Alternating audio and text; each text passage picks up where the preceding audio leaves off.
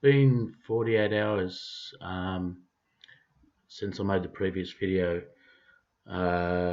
Since then, there's been a bit of worrying and a little bit of c'est la vie and a million thoughts going through the head, thinking of unfinished bucket list kind of things, and then realizing they're not as important as the family.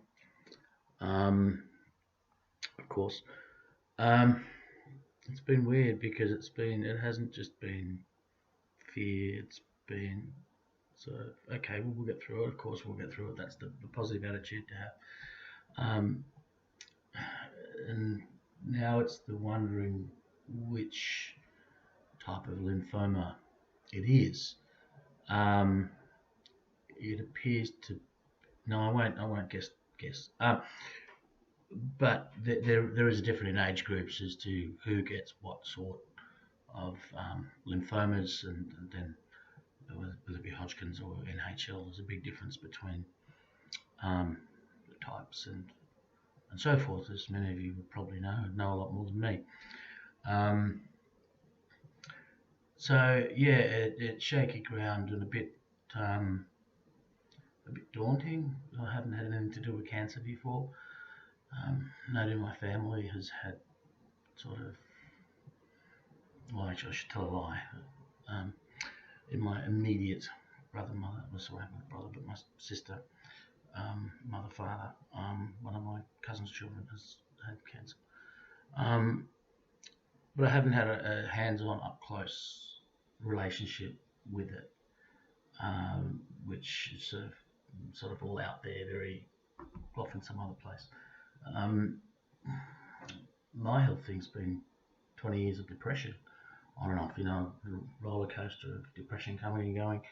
And funny part is, once your mortality is challenged, suicide doesn't seem like an option, which is quite bizarre. But the depression can take you into that dark place. If anyone's had it before, they'll know what I mean. Yeah, so I've got to go for another. I've got to go for a biopsy on Tuesday. It's currently a Friday, but we have a long weekend here in Australia this weekend. So Tuesday I get a biopsy.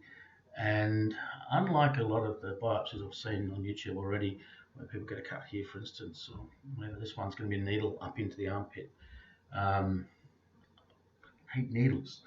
So I'm going to have a biopsy on Tuesday, which I think is really just to let me know which sort. I think it's pretty much confirmed through other things, blood tests, etc.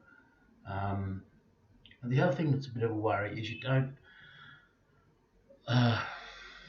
Is sort of what's written on one of the reports. The problem is that we all try to read our doctor's report and think we're experts after 10 minutes on Google. But the words are innumerable. That word I don't particularly like, innumerable. It's not like the doctor's written there's 10, there's 12, there's 16. It's just like innumerable. It's like, holy fuck, there's too many to count. So that's sort of a bit freaky. The stats are that a lot of people live through this no problem and come out the other end. I know somebody who did, and they came out a very bright young man, living life to the fullest and having a wonderful life. So it's this early day, these questions where you don't know what the pathway is going to be.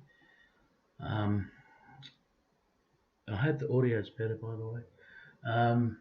I spent years playing with speakers and lighting and sound and stuff, and used the shitty mic on the laptop, so I put a slightly better mic to my side. I'll just quickly check this sheet. There was something else I was going to say. Yeah, and the other thing is how far gone. Is it gone with innumerable? Is it gone like, you've got lots of them, but they're only 3 weeks old, or you've got lots of them who've had it for 4 years, and so those are the questions. I've only told a couple of people. I've told one of my best friends. She knows about it. My mother knows about it, and my lawyer knows about it, who's also a family friend. Thought I'd better get that will sorted out. I think I might have said that. I haven't told my children yet. I'm still struggling to know how I'm going to do that, or my father. Or some other friends who are currently overseas having a great old time. There's a chance I was going to be there for one of their birthdays.